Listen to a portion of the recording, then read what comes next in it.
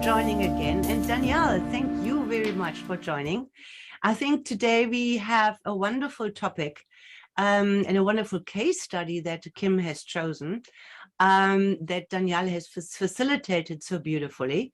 And it falls again under the topic of anxiety. And I just want to make sure that, number one, we always represent the non-medical aspect of hypnotherapy, which means we don't diagnose, we don't treat, we don't prescribe. So when we come with these big words like anxiety or something like that, then this is what the client actually came to us with. The client says, I have an issue with anxiety. Whether they've been diagnosed by a medical professional with that or not, this is their wording, how they describe their issue the best. Okay, I just want you, everybody who listens in and watches this, to understand that we are not in a place where we could make such a diagnosis. But having said that, Kim, you have chosen this case study because it is almost one of those cases that borders on miraculous. And Danyal will enlighten us in a moment about that. But just tell us about why you chose this case study. All right. Well, again, Claudia, it's such a relevant topic for today. You know, if you look, it's quite normal if you have a bit of research and you speak to people and look around. It's quite normal to feel a bit nervous or anxious, possibly, or a little uncomfortable about when you go into new situations or you meet new people or you're going into new areas of work or something like that. So I think a lot of people can relate to this. And for most people, we move through it. We're able to push forward or step forward in our lives, you know, meet people, speak up at work, all these kind of things. However, there's times when this level of discomfort starts to inhibit our ability to express ourselves, and then it can have these side effects where it starts bringing really not productive belief systems and thoughts and experiences to ourselves. So it can create self-doubt in ourselves, it can create isolation, and then we miss out being able to make deep connections with others, with ourselves even. And again, you know, these can look like small things, but when you see their larger effect on life, it can be quite pronounced. And Danyal met this client so beautifully in this case study. Again, working with the symptomatic approach, she went through the pre-talk beautifully, uncovered the client's experience of their issue, how they worded it, really got in touch with her, and then proceeded to move through the various techniques and apply those symptomatic approaches with such a beautiful client-centered awareness. And you will see from the response of the client, I feel that the client got a lot more from this than they possibly thought they could. And it's just that kind of gift that it can bring to enhance our lives through this hypnotic process and approaches. Yeah.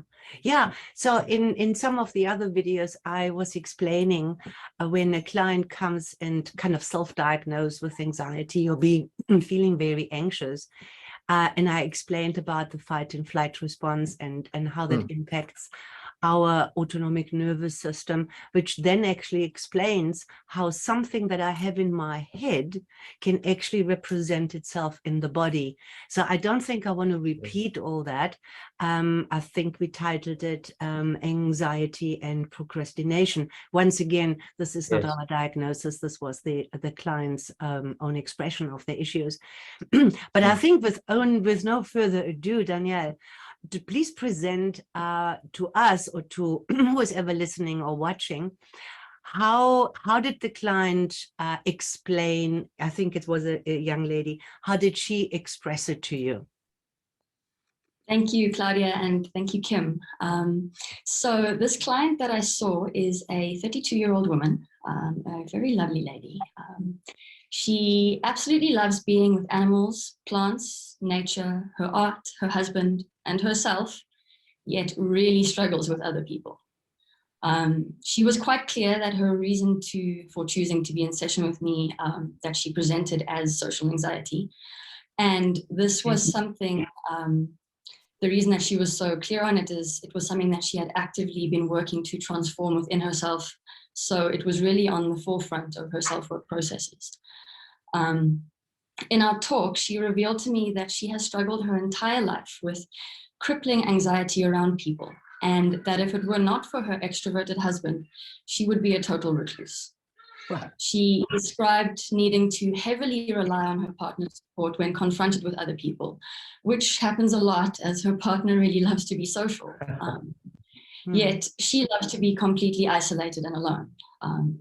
She found it absolutely frightful to be around others, and that the fear and acute anxiety that rose for her when left alone with a person or people was so intense that she likened those moments to being dropped in a war zone and needing to fight for her survival. Sure. She shared with me that this has been a lifelong issue as far back as she can remember. As a young school child, she had no friends and would often spend break times completely alone, describing the other children to be cruel.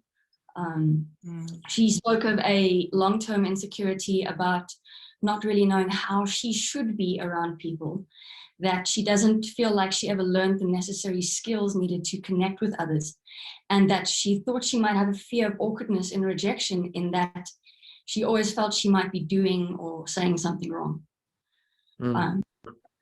She detailed how she had developed a coping strategy to handle herself in social environments as best she could, which was to observe and copy others so as to avoid perceived awkwardness or judgment.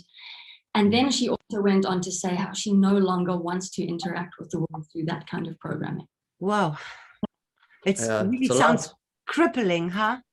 I mean, it's amazing what some people have to go through. You know, you would meet this person, and you might maybe find her a bit shy, but you never see behind the facade what is all going on, you know? It's amazing. So I was glancing over this case study, and I also saw, which obviously could make this case a lot stronger, that if I understood correctly, that her father was suffering from the same issue. That's kind of compounding, or maybe even the start of all of this, but certainly compounding, because the child has already learned that the behavior of the father is kind of acceptable, or the way the father deals with these things. Okay. So Danyal, just what did you do? So we're talking about the very first session. And let me just explain that at SAIH, at our training, we usually say, when the client asks, for how many sessions should I budget, you know, time-wise and financial-wise, we usually say that we have a 3-tiered approach. So our first session is always a feel-good session, isn't it just? It's our, what we call the resource state. And it is so important because it is designed, and if it's well executed, which in this case with Danyal, it definitely was, it kind of sets the foundation to put the client in touch with their very own resourcefulness. And that would mean that they are much more receptive to techniques, to our suggestions, and to their willingness to change. So the first session is always that, and then one needs to see how the client responds to see where one can take them forward. And so in this first session, Danyal, what was your approach? So after discussing really what her presenting issue was, we began exploring her desired outcome. Yes. And she expressed wanting to interact with the world through authenticity, to be free from her fear so that she can help others and be able to give of herself for the enjoyment and healing of others. Wanting to be herself, saying what she really thinks instead of what she thinks she should say. Wanting to love connecting and being present with people. in essence, to love people while experiencing the fulfillment of shared experience in flow, mutual acceptance, and unconditional love. And we expanded on this a little bit more, and it emerged that her ultimate goal is really to feel free. If I may pick up on something that both of you said, which was really interesting, is this is a client that perhaps didn't obtain the necessary skills as she was growing up in order to learn how to behave this way. And so instead, she was trying to, as you mentioned, Daniel, copy from outside. And the beauty of this approach is it's bringing her back into her own wisdom. And like you said, her expression there of the expansion was wanting to be free. And I think this is a beautiful point to show how we do carry our own wisdom, and we have the ability to upskill ourselves from inside out, from that place of authenticity. Yeah. Yes. It also sounds it is a client that has done kind of research into self, because very often clients are so crippled by their issues that when you ask them how would you rather like to be, then they just word the negative, like I don't want to have this, and I don't want to have the weight problem, and I don't want to have the social anxiety. But the response that you elicited or that the client volunteered is an indication that this person has given, despite her intense situation, she has given it a lot of thought, and she really knew what she wanted. That's beautiful. And how did you proceed from there? So from there, we proceeded to just a bit of a waypoint. And so at the time of the session, she was about a week away from an event that she had signed herself up for. This was a women's retreat, a day-long event, and this would be a huge step into courage for her, as she essentially be throwing herself in the deep end of the pool on many, many levels. She was doing this on purpose, of course, taking a huge conscious step in overcoming these fears of being around others, a group of women in particular, of leaving the house and putting herself out there. So I thought that this was quite powerful and really a golden opportunity. So as part of the plan for the session, I decided to get fully behind this event. In a sense, collaborate with this happening, as I realized that should she have a positive experience there, that it could be a really powerful catalyst for change. Yeah, beautiful.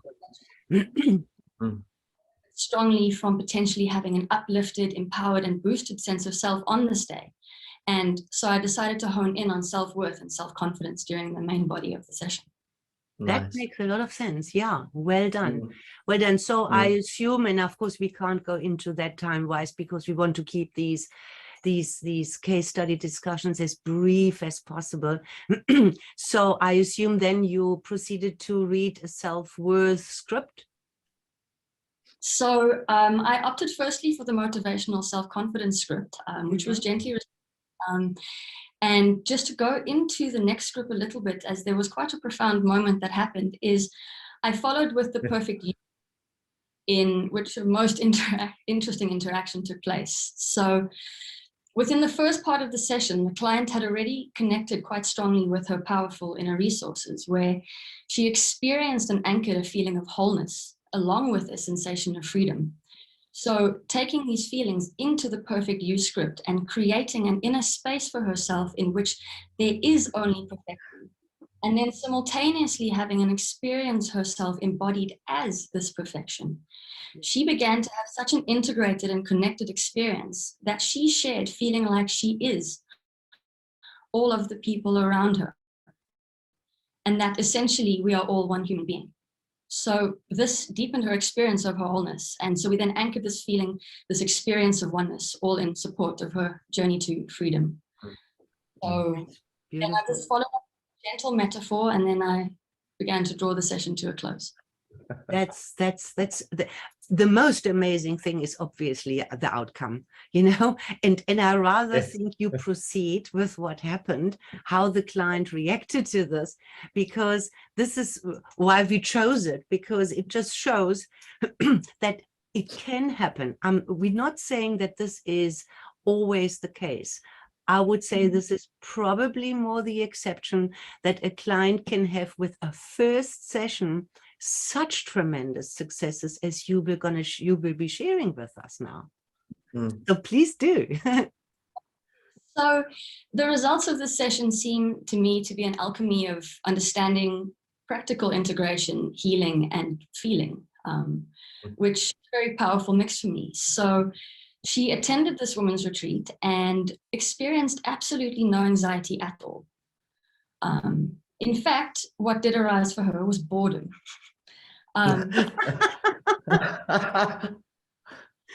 So as this was a day centered around understanding the self, she became curious about this boredom and chose to explore it through some of the techniques offered throughout the day, which guided her to a phenomenal understanding. In summary, through these processes, she discovered just how little she actually thought of herself, just how critical and judgmental she had been of herself throughout her life, and really just how little she had ever loved herself. Yeah. She realized that she had been projecting this onto the people in her world, and this caused the acute anxiety around others, not only because of her own aversion to people, but also as her own view of self deep down would be assumed by her to be others' view of her too. And just realizing and understanding of this, it became easier for her to begin embracing a freer, more authentic expression right away. And she remarks that in the time since our session, social interaction in general has been far easier, and that she now feels a genuine interest in experiencing meaningful connections with others with a new growing ability to do so while comfortably holding her own energy in the space. Yeah. She says, go on. She knows that she has a way to go, as this is an ongoing process, but that it is really healing quite rapidly. Yeah, you know, this reminds me of a case that I had where a client had a severe phobia of, I think it was all kind of insects. And I had in my garden, you know, at a certain time of the year, you get those hairy worms that are some form of caterpillar and probably become something very beautiful. But when they are in the form of those worms, and they're usually in clusters of hundreds, they are intimidating even to somebody who doesn't mind insects. And I had a similar experience where in one session she shifted something in herself, and then I didn't have the guts to take the caterpillar from the tree. I don't know, maybe it was false on me or whatever. So I brought it to her in a jar, and no, I took her out to the tree where this clump of caterpillar was. And she goes closer, and she goes closer, and she says, I never knew how beautiful they are. Oh. Yeah, because when you're sitting in the prison of your issue, you don't even know that you have a window that you can look through. Yeah. And what I hear from your client, and I'd like to hear Kim's opinion on this too, is it looks like the client has done a lot of pre-work. She never accepted the status quo of her problem, maybe as a child when she had absolute no resources, and maybe also helped by her husband, who had this love for being social and things like that. And she had a crutch with him. So she didn't isolate, and in a way made it worse, I would assume. But she looks like a person that really said, I'm going to tackle this at some stage. And then she came to you, and with the absolute power of our modality, she could go inside and she could shift and change whatever was necessary to step out and hopefully step into complete authenticity and freedom for her. So well done, Danyal. Fantastic. Great. Very well done. Yeah. Very Kim, well what do you want to say? I agree with you on many points there, Claudia. I think, you know, the client was aware of her situation and obviously took as many steps as she could to give herself the skills so that she could interact more freely with people. The fact that she came for a hypnosis session, I think, is indicative to how much you can take those steps consciously, and yet you find this inner resistance, which is well worth mentioning. And then to note how when you're in that relaxed state, those other ways of seeing something, but from an inner seeing, can be revealed to you. And it's revealed in such a way that it makes sense to the client because it's coming from them. And you know, that's the most powerful realization we can have, and perhaps it's the only one we can have, is the one we have in ourselves. Absolutely. And those are where life changes like that. Yeah. So yes, and so beautifully held and facilitated, Danyal, using the techniques, your insight, and the way you took it through was really excellent. Yeah, I think it's a case of two or three magnificent things coming together: the hypnosis techniques, the SAIH, clearly a client that is self-motivated and willing to go the journey, and a facilitator who did really, really well. It's got to bring excellence, eh?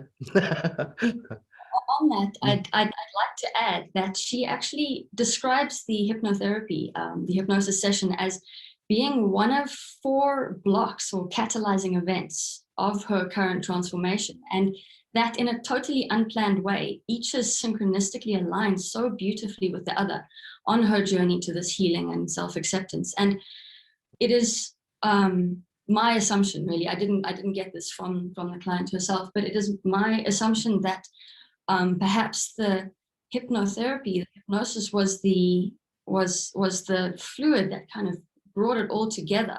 But I think with that power of hypnosis, I think what has really made for a potent transformation is the willingness of the client herself to face her fears and to dive right through the gates of courage and just face it. Love that, the gates of courage.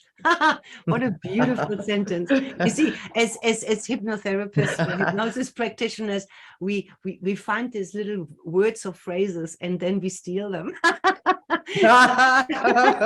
Gates of courage is beautiful. So it's beautiful. In closing, I would just like to leave the message with whoever is watching this, that you can't rely on a hypnotherapist or hypnosis practitioner to do it for you. You have to participate in it. You have to be willing to it. If you come to the session or to the hypnosis practitioner and you feel a little anxious because you have all this misconception about hypnosis, that's absolutely okay. And nothing will happen until you and the facilitator have kind of talked about that and you feel much better about that. But when in principle, the willingness is there, I can only say that I think it is far more accepted nowadays, that hypnosis practices could definitely be part of all the many approaches one can have to overcome what one wants to overcome. And that we can sometimes, like in this case, Danyal, have this kind of results in one session. As I opened, it is almost miraculous. Thank you. And with that, I'd really like to sort of close off my own statement with a quote directly from the client herself. So apart from, she reports firstly feeling liberated and 100% lighter. But to directly quote her, she says, "It is easy to connect with animals, but once you have mastered that, it is time for the next level, which is human connection. I used to hate all people. Now I don't hate them anymore. It is far easier to love people." And then she goes on to say that human life is fuller with other humans in it. Yeah. Awesome. Fantastic. Shall we end it on this? This is fantastic. Thank you so much. I'm gonna